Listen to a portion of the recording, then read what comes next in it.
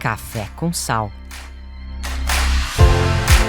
Bem-vindos à segunda temporada do Café com Sal. Que saudade, estávamos de férias, como vocês sabem, mas já de volta. A nossa paixão, vocês sabem, é fazer isso e trazer conteúdo relevante para vocês. A novidade dessa temporada, vocês vão perceber, uma comunicação visual nova, claro, novos convidados e também um nosso novo apoiador, que é a Life Mix. Eu estou aqui degustando o meu chá verde com fibras e cranberry. Obrigado, pessoal da Life Mix. Obrigado, Daniel Pfefferbaum. É a nossa bebida oficial. É importante lembrar para vocês que a Life Mix ela é uma bebida funcional. Por trás disso tudo, pessoal, você tem médicos, nutricionistas, pessoal com PhD em nutrição. Meu filho Gustavão, todo mundo é testemunha, já viram ele por aqui, leva todo dia para a escola os suquinhos Life Mix. Um abraço para vocês, obrigado pelo apoio. A gente começa a nossa temporada, como eu disse, com gente super interessante de mercado para falar de empreendedorismo e de carreira. E o meu convidado hoje é o Silvio Pacello. Ele é vice-presidente de RH da Ericsson para a América Latina. Ele tem passagem por empresas como Samsung, Cisco, Microsoft, Intel, entre outras. Uma super história. E ele vai compartilhar com a gente, obviamente, muitas dessas conquistas, vamos dizer assim, e os caminhos que ele percorreu até chegar aqui. Bem-vindo, Silvio. Fabio, bom dia. Tudo bom bem? Dia, obrigado pela tua presença, viu? Uma honra bater esse papo contigo na nossa segunda temporada, como você pode perceber. Já estou sabendo que você acompanha aqui o nosso pod. Inclusive tem amizade com alguns que já passaram por aqui. Você mencionou que é fã da Daphna, não é isso? Muito, fomos muito amigos. Ela é uma grande referência e a conversa com ela foi fantástica e inspiradora. Eu que agradeço muito o convite. É uma honra estar aqui hoje batendo papo com você. A honra é toda nossa. Daphna, como sempre, beijão e saudades, não suma. Vamos lá. Silvio, me conta uma coisa. Você é aqui de São Paulo? Tua família é daqui, não? Nascido e crescido aqui em São Paulo. Nascido numa típica família classe média dos anos 70. Meu pai, Roberto, minha mãe, Maria Tereza, ambos vivos ainda. Meu pai, funcionário público, contador na prefeitura. Minha mãe, bancária. Diferente das mães dos meus amigos da época, que a grande maioria sem dúvida, ficavam em casa. Sim. Minha mãe foi trabalhar para ajudar no orçamento familiar. Tem uma irmã chamada Roberta, 2 anos mais nova. E uma vida super linear, tranquila, sem solavancos. Uma típica família oriunda italiana, aquela de comer macarrão aos domingos, com aquela gritaria, aquela falação, mas com muito amor em todas as relações. Esse ambiente familiar te inspirou, de certa forma, com os caminhos que você foi trilhar depois? Porque, assim, você está numa área que é recursos humanos, né? Recursos humanos tem tudo a ver com pessoas. E quando você me conta de um ambiente como esse, eu consigo entender uma família absolutamente afetiva. Sem estereótipo italiano, mas, de fato, muito afetiva. Uhum. Essas relações e esse olhar para o outro foram nutridos aí nesse ambiente? Eu acho que sim. Mesmo minha mãe, trabalhando o dia inteiro fora, ela foi capaz de montar uma família super bem orquestrada, super bem cuidada, juntamente com meu pai, óbvio, mas com os avós muito presentes, primos. Minha mãe teve 8 irmãos, então eu tenho um monte de primo. Sim. Então, assim, uma família que de alguma forma sempre foi muito unida, muito preocupada com o cuidado, com o bem-estar do outro. Quando eu tento derivar isso para a minha vida profissional, eu acho que sim, que é ter um cuidado, um olhar diferente, um olhar mais cuidadoso, independente da distância, realmente olhando o bem-estar, o cuidado, a evolução, o crescimento de quem está ao seu redor. Então eu acho que de alguma forma o desenho familiar da minha família me ajuda como bons exemplos para que eu seja um bom profissional. Legal. Não necessariamente para você ter esse background familiar, você escolhe RH, né? Sim. Você pode escolher outras atividades, óbvio. Muitas pessoas de inúmeras cadeiras têm, vamos dizer assim, uma escola de afeto e de cuidado com os outros. No teu caso, foi o RH que te escolheu ou você que escolheu essa trilha? Foi meio acaso, na verdade. Eu estava, só falando um pouquinho, quando eu estava... Uma das principais heranças que meus pais me deixaram, acho que foi uma boa educação. Então, acho que eles sempre investiram em boas escolas, para que eu tivesse uma estrutura acadêmica boa, sólida, que depois me permeasse uma boa carreira profissional. Fazendo economia, eu estava no 2º ano. Na verdade, eu queria fazer engenharia na Poli. Eu acho que eu não me preparei da forma que eu deveria. Entrei em todos os outros cursos de engenharia, mas não entrei na Poli. E eu entrei em economia na PUC e resolvi fazer. no segundo ano de faculdade, meu pai falou, amigão, acabou o primeiro ano, festa, vamos agora trabalhar. E a forma de procurar estágio naquela época era um mural da faculdade, tinha uma parede de 50 metros com um monte de anúncio. E, na verdade, a escolha foi mais pela empresa. Não foi nem exatamente porque eu nem sabia o que era recursos humanos, porque na faculdade, na grade de ciências econômicas, não tem a cadeira de recursos humanos. E eu fui fazer estágio na Colgate-Palmolive, que nos anos 90 as empresas de consumo tinham um destaque super forte. Então todo mundo, Unilever, Nestlé, todo mundo queria estar numa cadeira de consumo. E foi assim que eu entrei. Entrei para trabalhar na área de remuneração. Tinha um pouquinho de resto de inflação aí dentro do plano real. Então eu acompanhava índices econômicos para fazer os reajustes. Esse era o teu dia a dia? Era o meu dia. Então, DIEESE, INPC, IPCA. E aí foi aonde eu entrei em RH. Então foi absolutamente coincidente. Eu não sabia o que eu iria encontrar. Acidental. E aí me apaixonei pela área, entendi o que era. E aí foi aonde eu comecei a minha história profissional. Quando você olha para trás, quer dizer, claro que em inúmeras áreas isso acabou acontecendo, mas RH vem se aperfeiçoando e tomando uma dimensão cada vez diferente e maior dentro dos negócios. Se a gente puder fazer um comparativo do que você encontrou naquela época para hoje, o que mais te, entre aspas, talvez seja uma palavra muito forte, mas te choca olhando para trás? Sim. O que mais me choca olhando para trás é a forma menos individualizada de buscar soluções para os funcionários, para os colaboradores. Então, eu via que tinha mesmas respostas, mesmas soluções para tudo. Mais pasteurizadas. Totalmente pasteurizadas. One size fits all.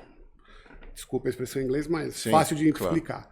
Hoje, eu vejo nitidamente as empresas e recursos humanos muito mais preocupados em entregar um portfólio de soluções, de produtos mais individualizados, mais direcionados para as necessidades de cada colaborador.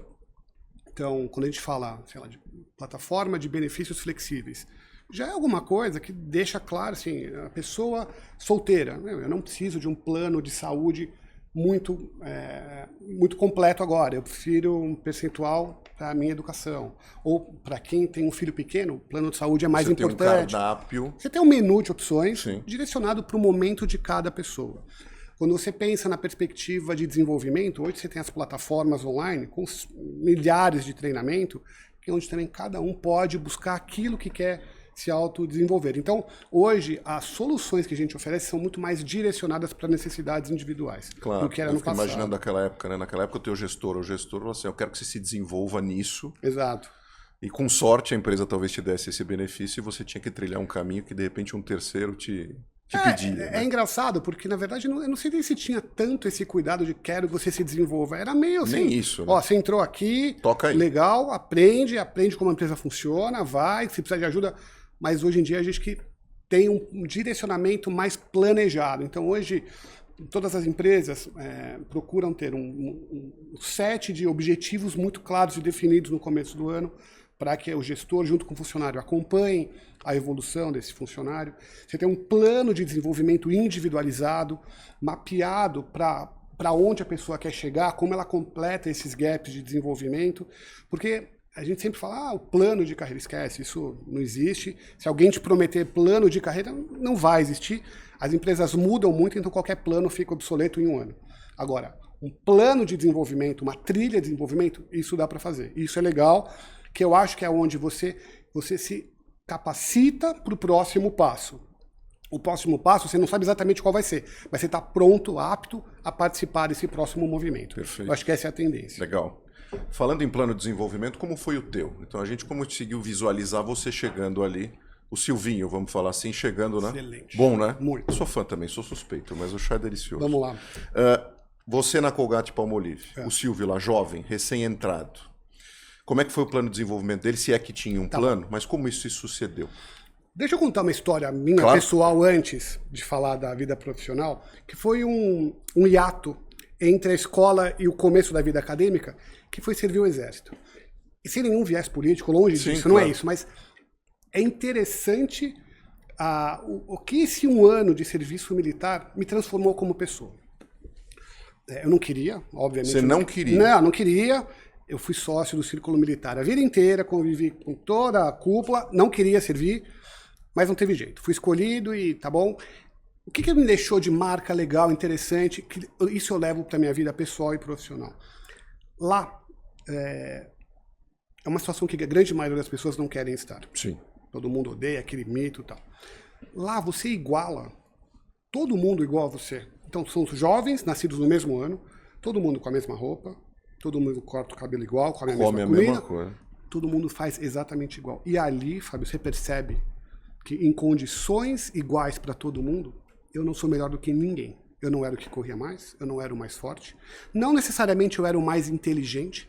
Eu via pessoas ali que eram muito mais perspicazes do que eu, muito mais rápidas para conectar as coisas. Ou talvez mais, vamos dizer assim, talhadas na vida. Muito, né? Porque exatamente, sabe... Exposições a certas coisas. Escola, clube, cinema, televisão, eu era esse menino, eu era esse jovem. Enquanto eu tinha pessoas comigo, convivendo comigo, com filhos, já tinha sido presos, com cicatriz de muito mais vividos do que eu.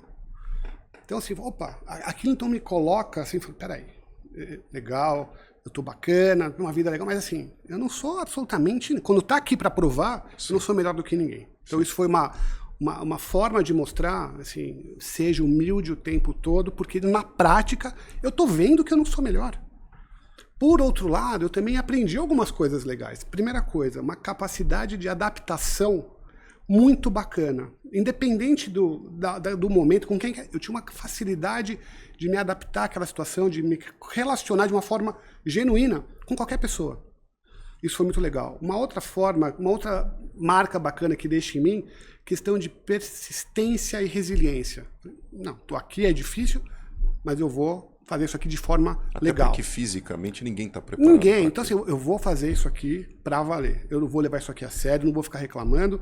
Todos os meus amigos, já começando a faculdade, todo mundo, e eu lá numa vida completamente diferente.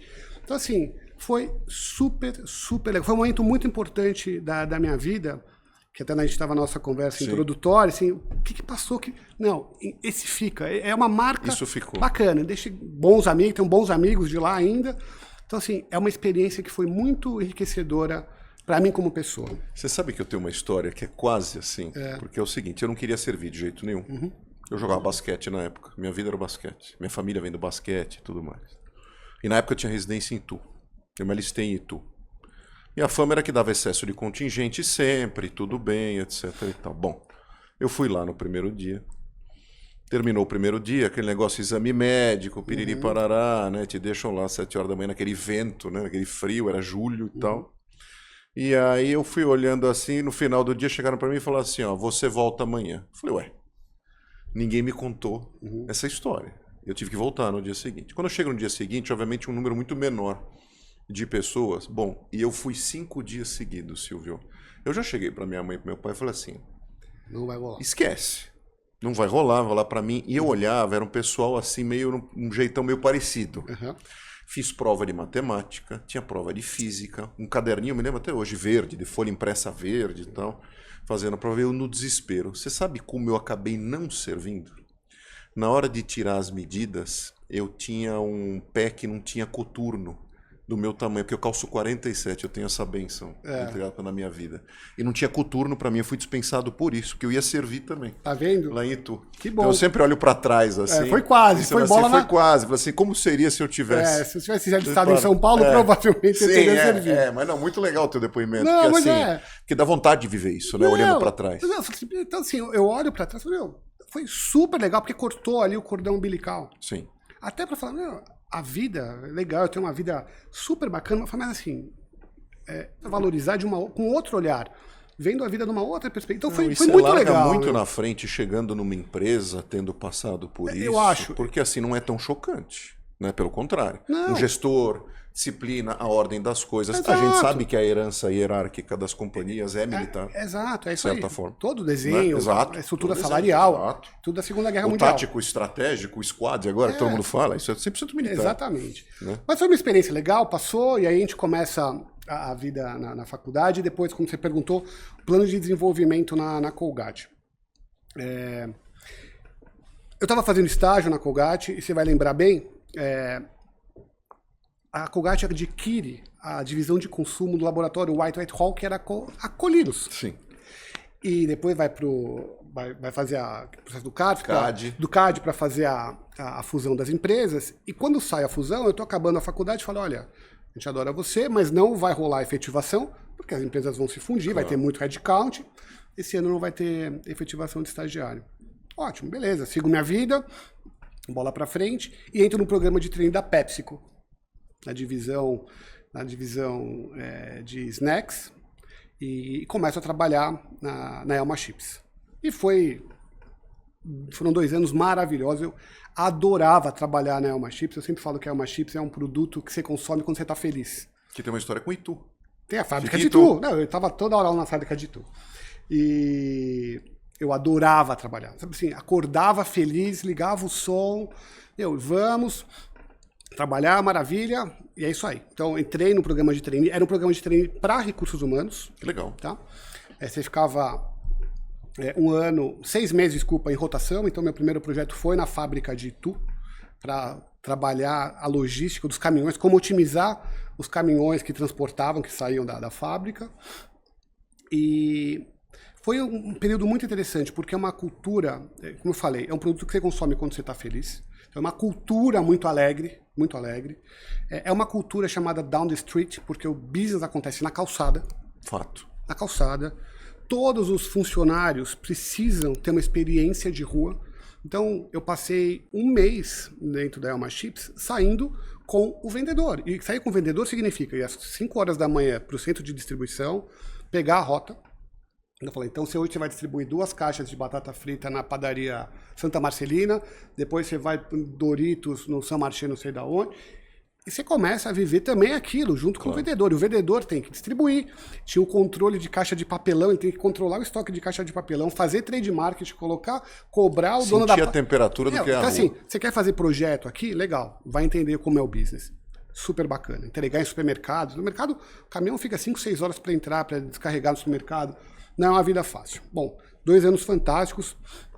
E aí chega a empresa de tecnologia, a Intel já estava aqui no Brasil, mas ela começa a expandir a América Latina e ela começa a montar um time local de recursos humanos. Então, antes de mim foi contratada uma diretora, Suzana Maria Piorino, e me contrata como analista de RH, e nós dois somos 2 RHs para a América Latina. E a gente começa a montar a estrutura de RH, trazer dos Estados Unidos os processos da Intel para a gente cascatear. Então, eu passava 2, 3 semanas em Santa Clara e Folsom, onde tem os 2 escritórios da Intel, aprendia, ESPP, que é o Employee Stock Purchase Plan.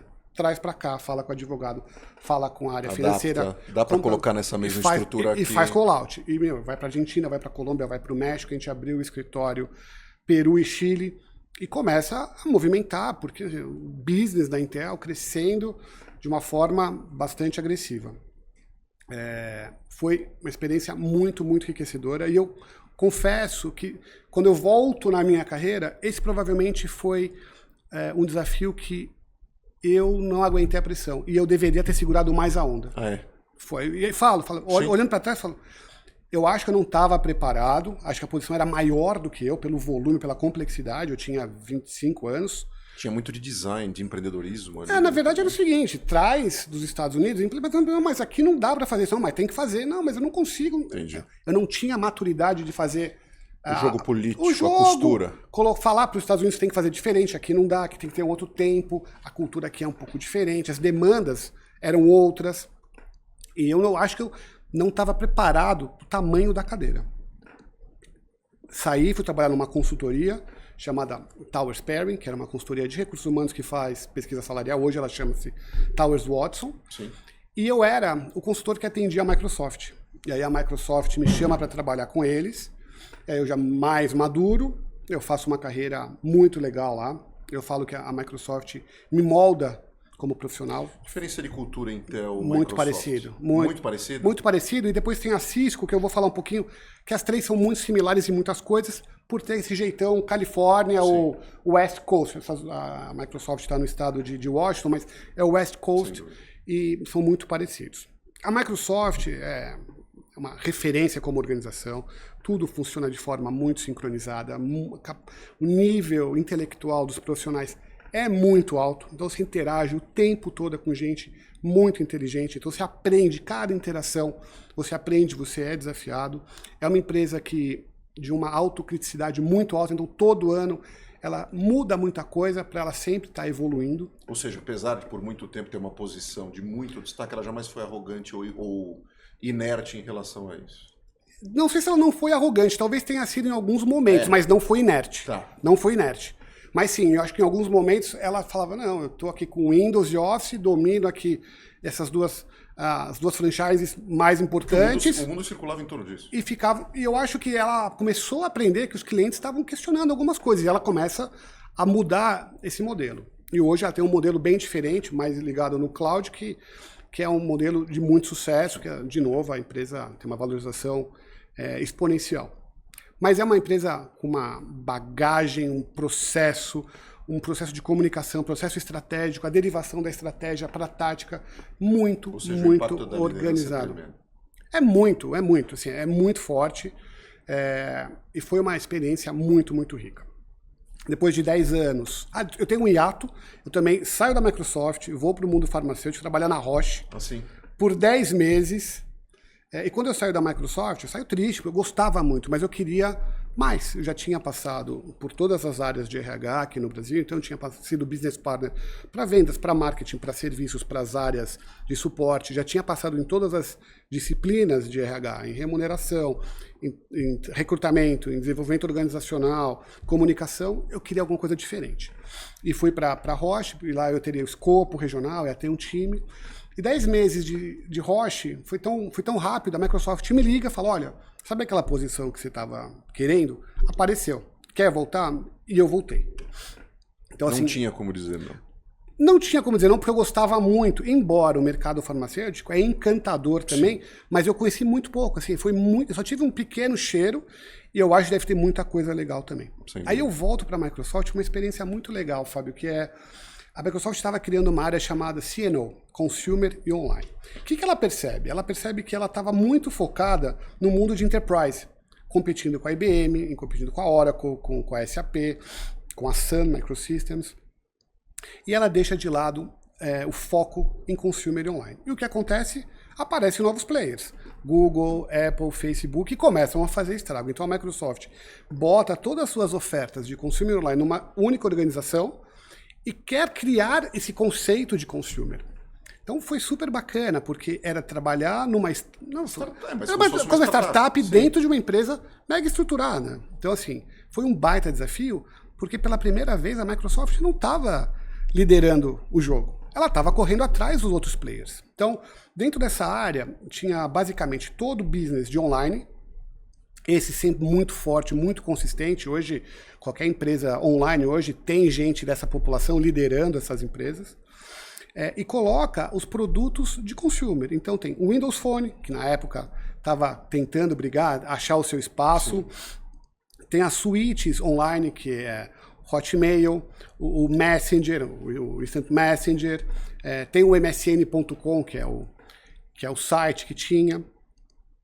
E começa a ver que assim, a luta é muito complexa, porque assim, ela deixou de ter foco e já tinha que correr atrás. Então, a gente começa a ver, então, assim, eu quero contratar uma pessoa de consumer. Pô, eu tenho que buscar nos players de consumer. Só que a forma de remunerar essas pessoas estava desenhado no mundo de enterprise. Então, eu falei, não, mas esse modelo não tem nada a ver.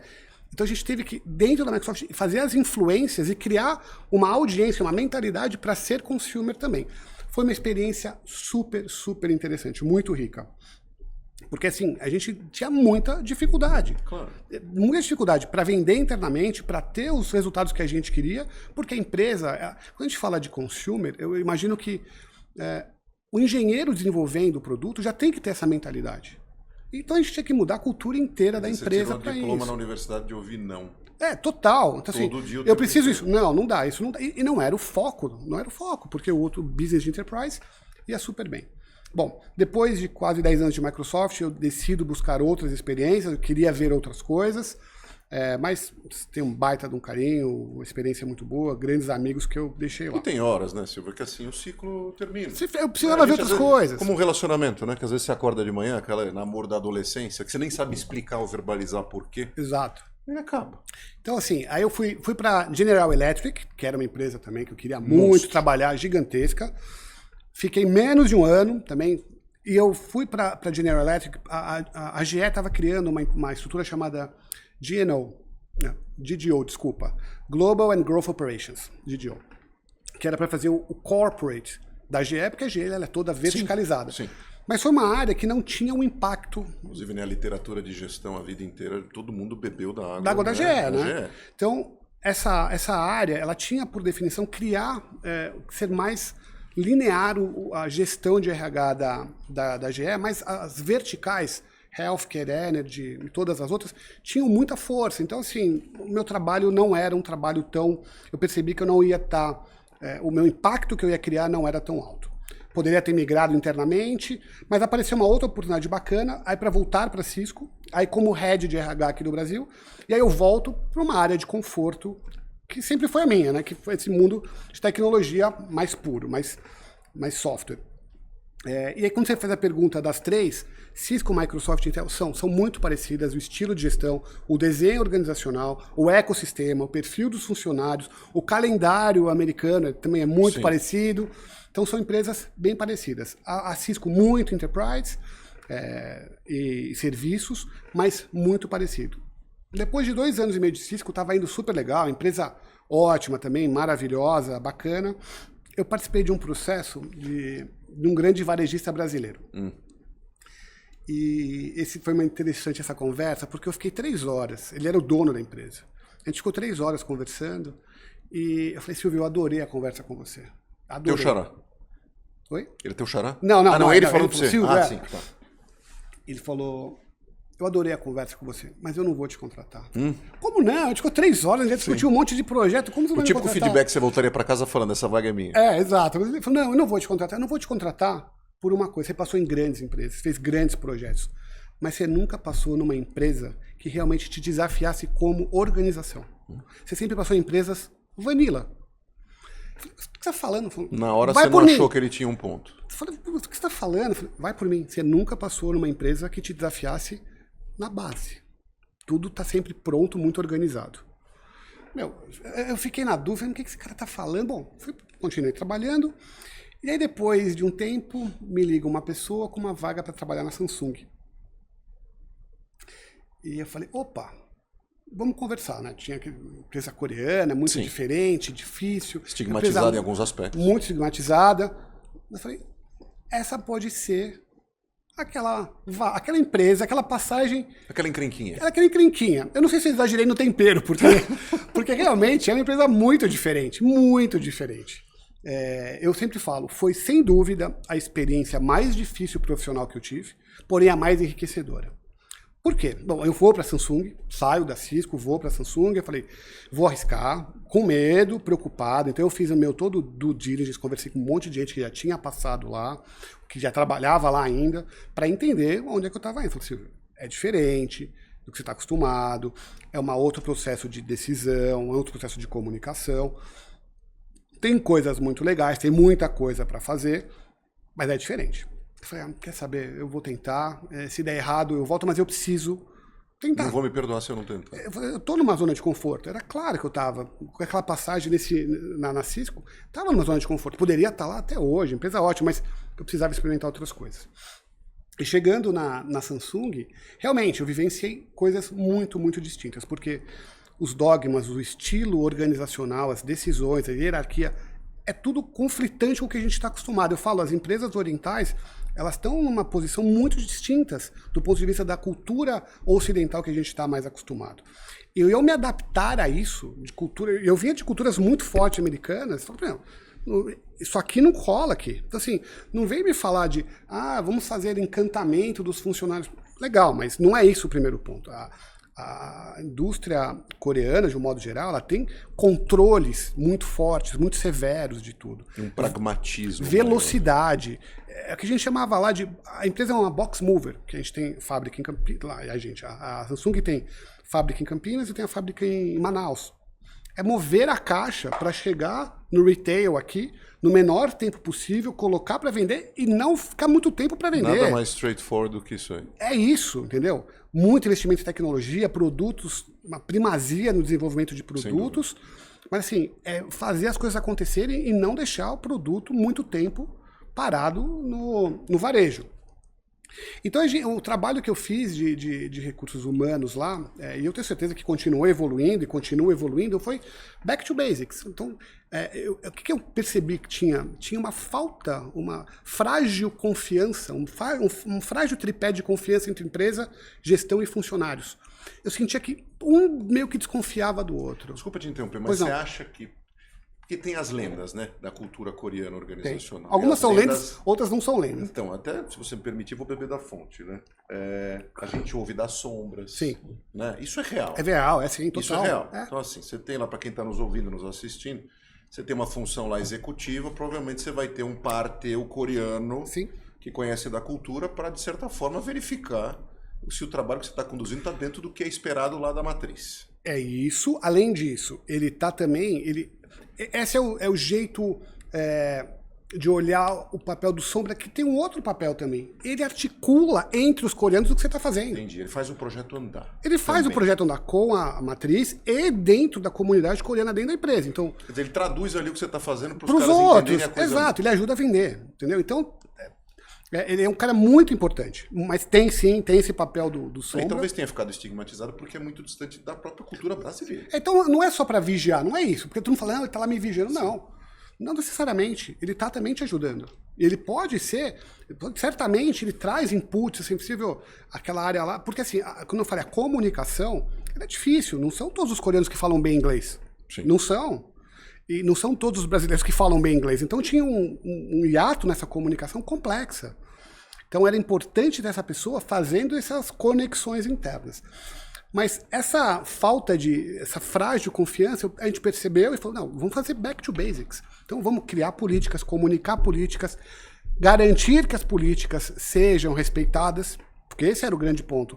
O coreano queria fazer alguma coisa muito rápida, não, faz e depois a gente resolve. Não, tem uma regra, tem uma política, não dá para fazer isso. E a gente começou a fazer, implementar e comunicar, e a gente começou a ver evolução. Então, a pesquisa de satisfação interna começou a aumentar o índice, retenção, o turnover começou a diminuir. Opa, tá indo legal, tá indo bem, é por aí o caminho. Então, assim, só que esse caminho todo, ele é difícil, ele não é fácil. Aí, esses sombras, eles mudam a cada 2, 3 anos. Vão mudando. Mudam 2, 3 anos, ele sai daqui, vai para outro país. Então, o que ele conhece de você, vem outro que não conhece. Então, você tem que pedir relação. Total. Isso o tempo todo lá dentro. Então, assim, tudo é muito... Você tem que, de novo, reconectar. Pode ser que venha um que não esteja como o anterior. E assim por diante. Mas foi uma experiência muito, muito enriquecedora. Eu sempre... Hoje eu trabalho muito perto da Samsung e sempre encontro meus ex-companheiros de trabalho. E todo mundo fala que continua evoluindo e eu torço porque é uma empresa que tem muita coisa legal para mostrar. É impressionante quando você conversa com quem sai, né? As pessoas de fato sentem saudade e assim, admiram muito a companhia, principalmente do ponto de vista de desenvolvimento tecnológico. É muito legal. É muito legal. Assim, tem tudo para ser... Quando você olha a questão de produtos, de expertise, de trade no varejo, o design, tecnologia embutida, é muito legal. Impressionante. Aonde a empresa... Porque a Samsung, o que a gente conhece é a Samsung Electronics. A Samsung Corporation são 70 empresas. Ela é responsável, se eu não me engano, era por 25% do PIB da Coreia. É muito impactante. Então, assim, é legal ver a empresa se transformando. E eu acho que, no final das contas, não é nem a cultura oriental, nem a ocidental. É o equilíbrio. O mundo eu sempre... Porque é engraçado, antes de trabalhar lá, a gente acha que o mundo acaba na Europa, né? Sim, verdade. A gente acha que... Não. Quando você vai para lá, sabe, você começa a ver algumas coisas, você fala, meu Deus do céu, e tem um mundo aqui...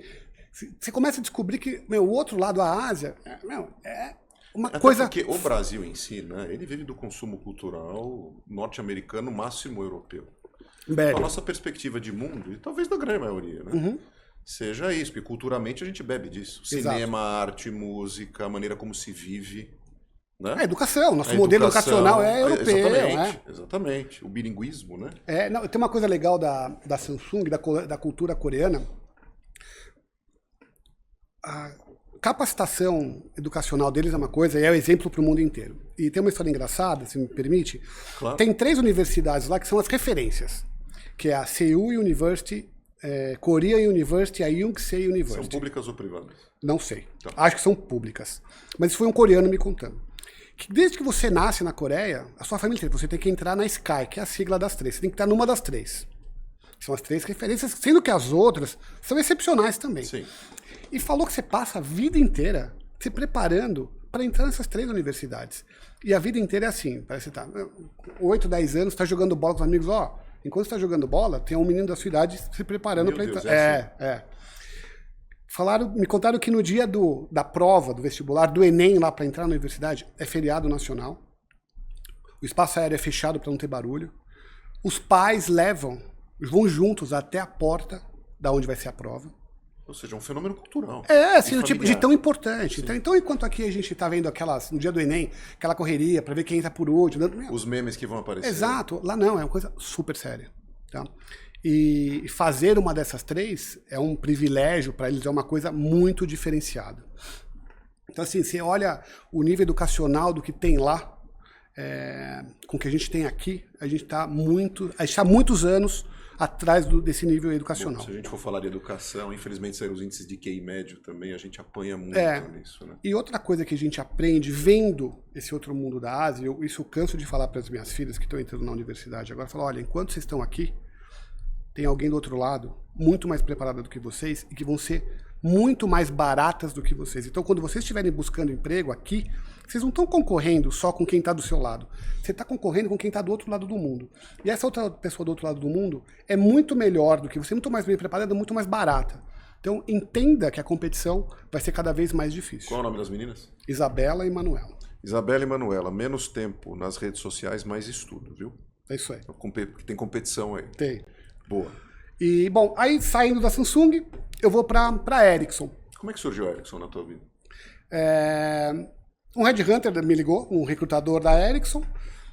A Ericsson sempre foi uma empresa ícone, né? Sempre foi aquele prédio na Marginal, que todo mundo conhece, referência. E aí, quando chega a Ericsson, eu falo, putz, eu não tive. A experiência europeia, de cultura europeia, teria sido a Roche que eu não vivi.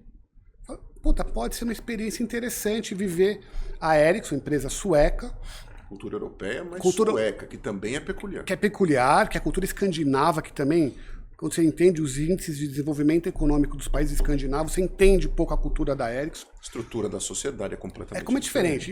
E é até um problema, tá? Porque algumas decisões são tomadas lá olhando o mundo sueco. Eu bebi um pouco de Suécia, porque meu pai, assim, décadas atrás, foi executivo da Sandvik. Que é uma super empresa sueca. Então, assim, eu tive um pouco de aulinha disso em casa, mas conta pra gente, porque, assim, é fascinante, né? É um mundo à parte. Vamos lá. A Ericsson, empresa de quase 150 anos. Esse ano ela completa 100 anos no Brasil. E quando você pensa numa empresa de 150 anos que sempre foi líder do seu segmento, é porque alguma raiz muito, muito sólida ela tem. Alguma coisa de certo esses caras muito forte. Então, assim, o que tem que eu vejo? Uma questão de pesquisa e desenvolvimento, de inovação contínua o tempo todo. Então, estão o tempo todo buscando o que é o futuro. Tem a questão educacional da Escandinávia, que realmente faz com que tenha uma capacidade intelectual na Suécia muito interessante, muito forte. Você vê muita coisa bacana sendo surgido lá. Inclusive, existe uma empresa da Ericsson chamada Ericsson One, que é um dos principais hubs. Ericsson One. Depois, se quiser dar uma pesquisada, que é um dos principais hubs de inovação do mundo. E a Ericsson tem uma coisa muito legal, que é o ser humano genuinamente, Fábio, no meio das coisas, no meio da decisão. Então, deixa eu te dar um exemplo, tá? Quando a gente, qualquer movimentação, qualquer projeto que eu tenha aqui no Brasil, ou na minha região, relacionado a pessoas, se eu quiser mexer com qualquer coisa, os próprios funcionários vão falar, não, isso afeta meu bem-estar, isso afeta... E não acontece. Não acontece. O próprio modelo fala, não, a gente quer ser bem cuidado. Isso é um valor meio inegociável. Inegociável. Então, pessoal, eu não estou fazendo nada para atrapalhar. Não. A gente enxerga, os próprios funcionários já não alimentam essa ideia. Porque realmente, e a matriz igual, tá? Então, assim, coloca o ser humano realmente no centro das decisões. Porque aqui às vezes a gente percebe, muitas vezes isso fica no limite da literatura, né? Não, aqui você vê na prática. Então, o cuidado que a empresa teve durante o Covid, a pandemia, as preocupações, foi uma coisa muito legal para entender. E isso vem muito da cultura sueca de realmente cuidar das pessoas. Então, assim, tem sido uma experiência muito legal.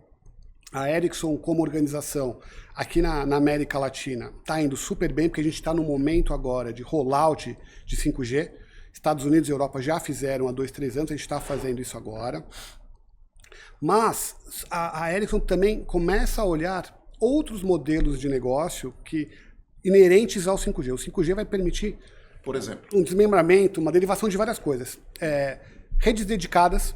Então, o que são redes dedicadas? Ao invés de você ter uma rede 5G igual para todo mundo, uma empresa faz uma rede privada para ela. Sim, um ecossistema próprio. Por quê? Porque a robótica, ela precisa de baixa latência. Então, se você vai construir um carro com robótica, você precisa ter precisão da resposta daquela máquina. A precisão vem exatamente da mínima latência que o 5G oferece.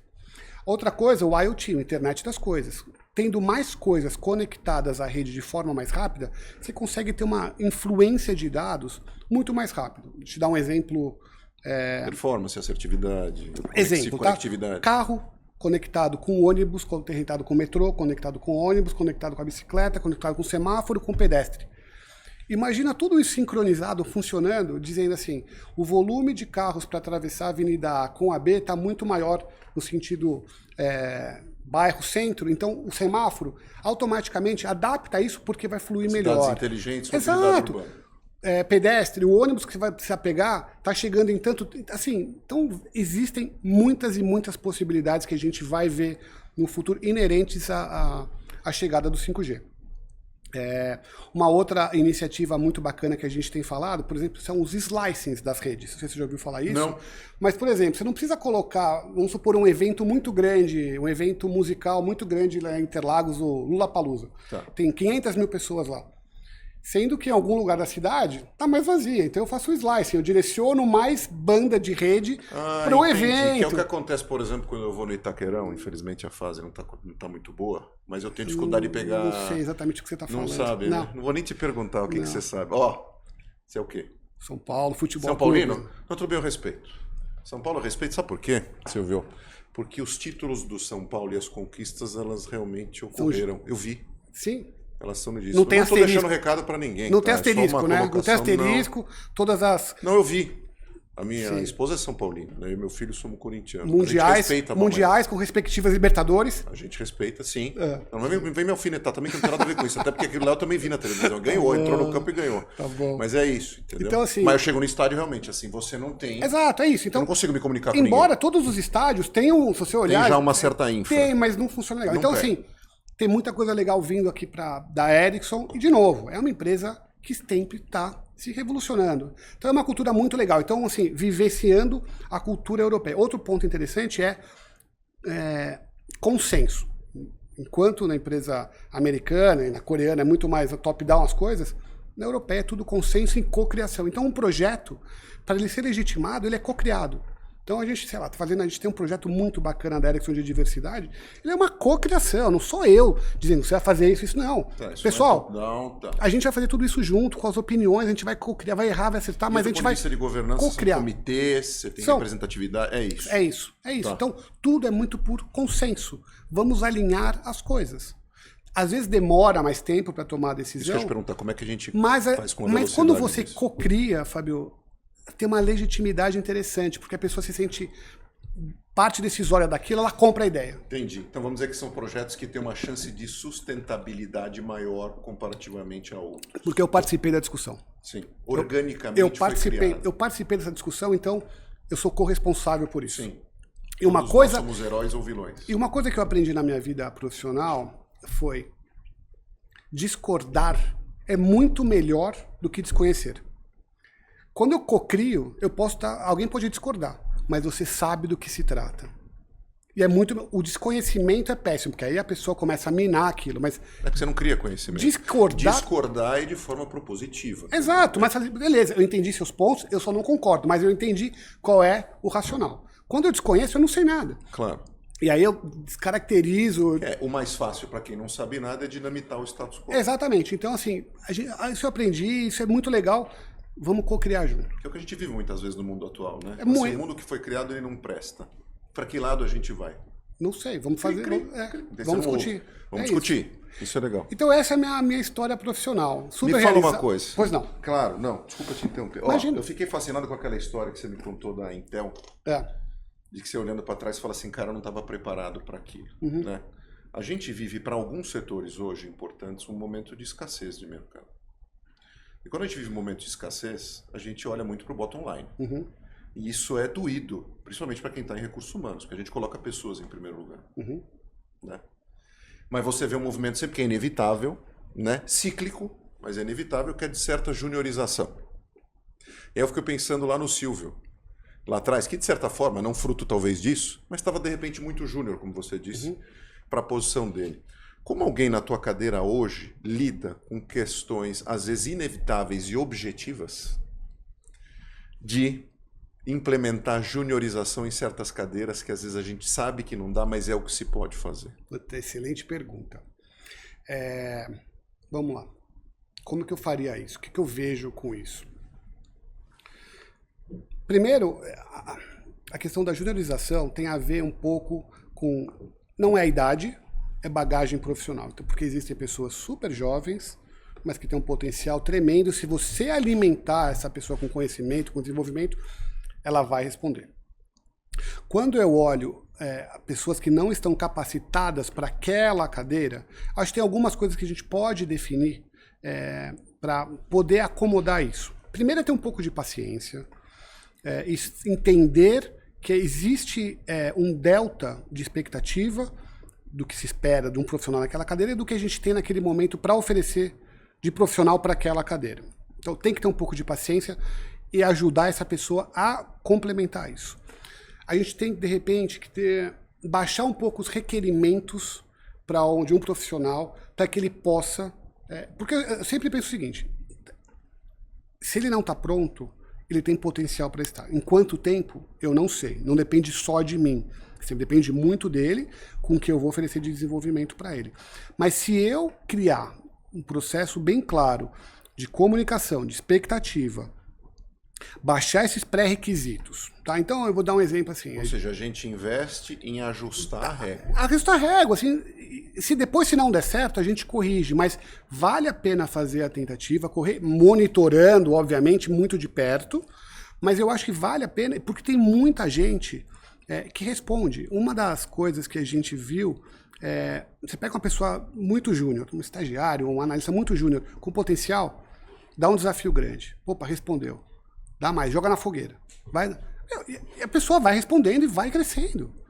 Se a pessoa tiver com vontade, com afinco, com determinação, ela vai responder. Se tiver potencial, ela vai responder. Ela precisa se sentir motivada, reconhecida, que ela continua crescendo. Então eu acho que assim, alimentar essa pessoa com desenvolvimento e oportunidade, acho que a gente consegue complementar quando a gente tem uma posição grande que a gente acha que não tem uma posição adequada. Ou seja, independente às vezes até de ter os conhecimentos técnicos já no último nível, a gente começa a olhar que de fato competências esse profissional apresenta que vão mostrar que ele consegue reagir a certos estímulos. Exatamente, é exatamente isso. Tá. Isso que me remete ao livro da nossa amiga Daphna, que trata lá dos Power Skills, etc. e tal, que é uma delícia de livro, já falamos aqui, já apresentamos aqui, Sim. Um dos mais vendidos do tema, etc. e tal. O mundo hoje fala de Power Skills, fala de Real Skills, Soft Skills, Hard Skills, etc. e tal. Critical Skills. Critical Skills, exatamente. Quando a gente pega o Silvio e faz o Silvio olhar para trás, lá para o Silvio recém-entrado no mercado.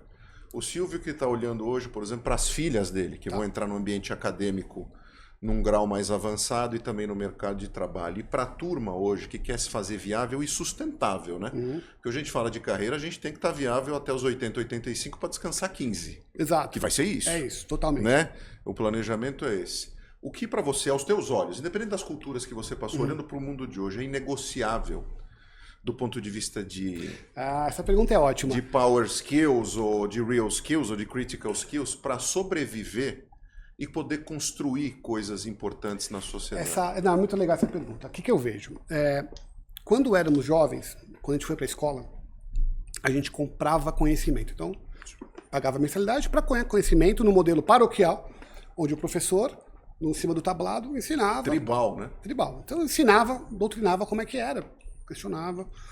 Esse modelo hoje, ele continua dessa forma, só que tem uma vida aqui dentro que você pode pesquisar tudo. É mais do que um double check. E questionar absolutamente tudo. Então, a gente continua ainda com esse modelo educacional de um professor, mas o professor está sendo questionado o tempo todo. A informação está disponível. Quem souber pesquisar melhor, aprender melhor, tem mais informação.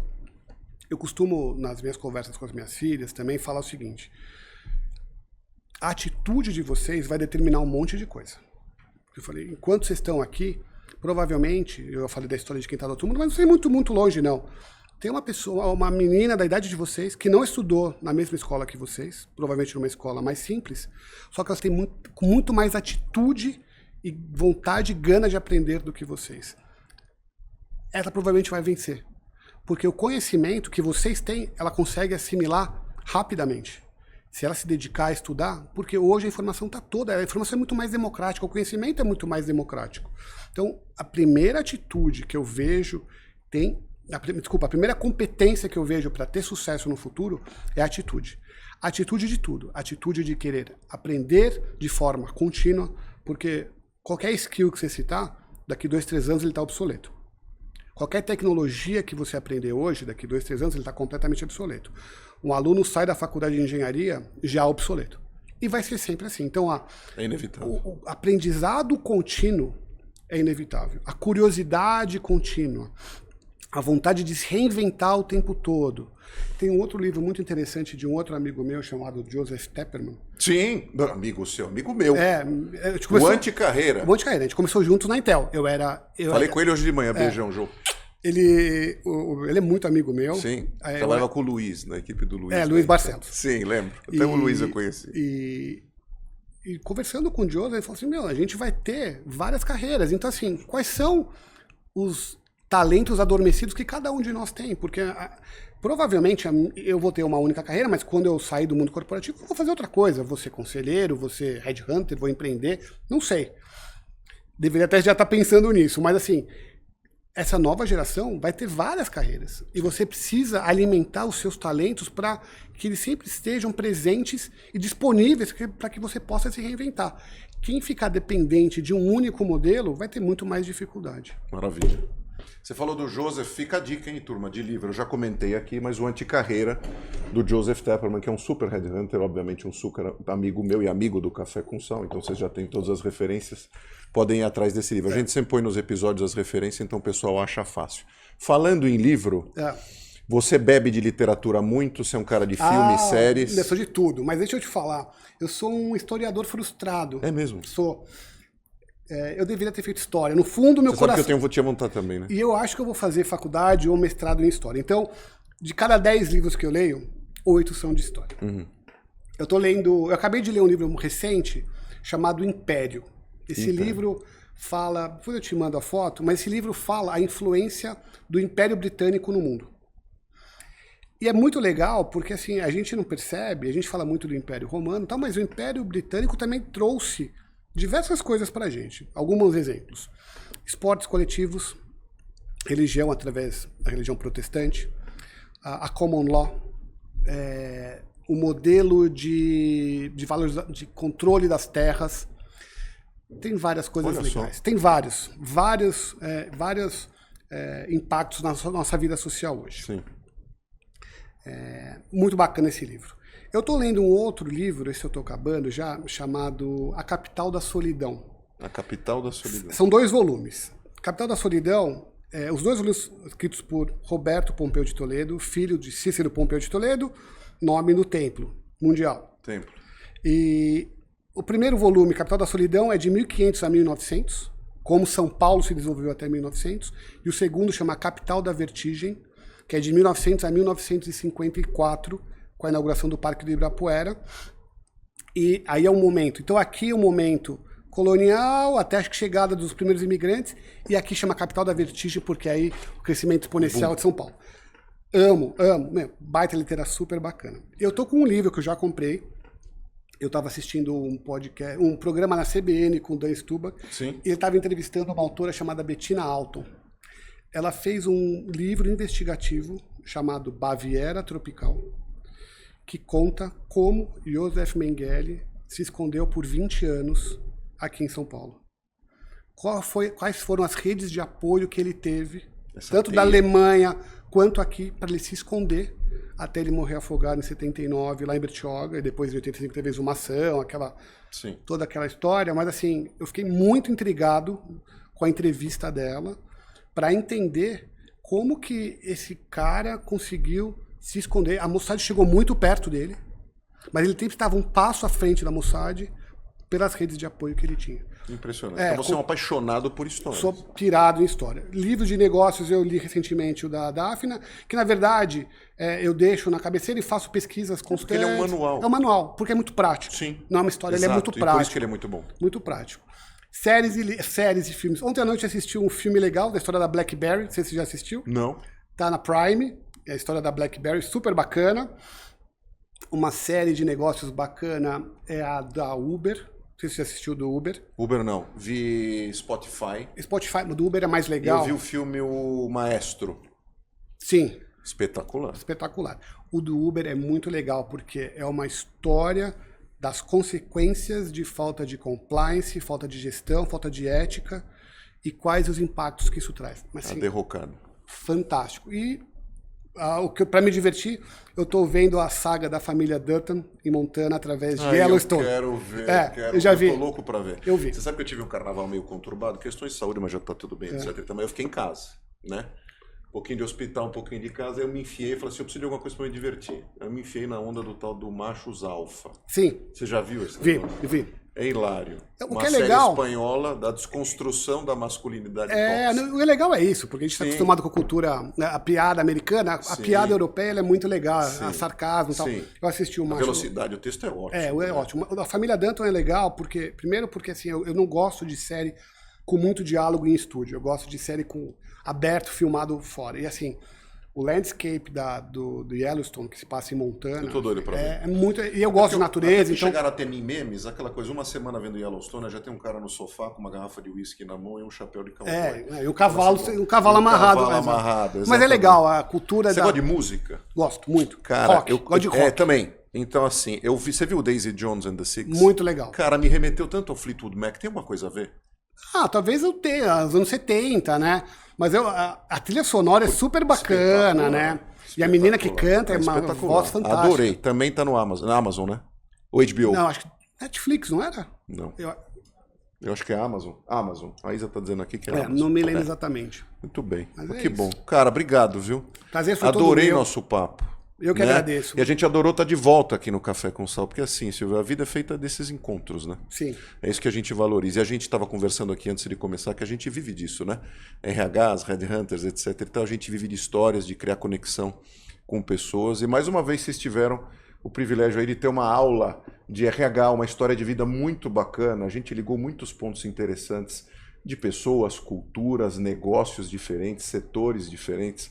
Isso me lembrou muito de viver o agora, né, Silvio? Eu estou muito conectado com isso em função aí dessa situação aí do carnaval. Isso me lembra muito meu avô, vovô Júlio, faleceu com 104 anos, né? Quando eu reclamava para ele que o tempo passava rápido, ele me dizia assim, filho, ele me chamava de filho, né? Filho, não é o tempo que passa, é a gente que passa. Então cuide dos seus dias e viva a vida ao máximo, porque quem passa de fato é você e não o tempo. Fica esse recado aí para todo mundo. Obrigado pela tua presença de novo. Se você quiser dar um recado para alguém também, fica à vontade, mas acho que você deu um recadaço, né? Não, eu agradeço muito, uma honra ter participado da conversa. Muito obrigado pelo convite. Imagina, a gente Isabela, te agradece. Obrigado por dar atenção e me receber. Foi um prazer, é muito legal esse exercício de autorreflexão, de conversar, de poder compartilhar. Todo mundo tem uma história de vida legal, com alguma coisa bacana para dividir. Sim. Todo mundo tem algum aprendizado, então é legal ouvir todas essas histórias e montando um repertório bacana de conhecimento. É isso aí. Por uma vida, então, com mais encontros e vivendo mais o hoje. Obrigado de novo pela audiência de vocês. Essa é a segunda temporada do Café com Sal, que vem quente e salgado, óbvio, como sempre.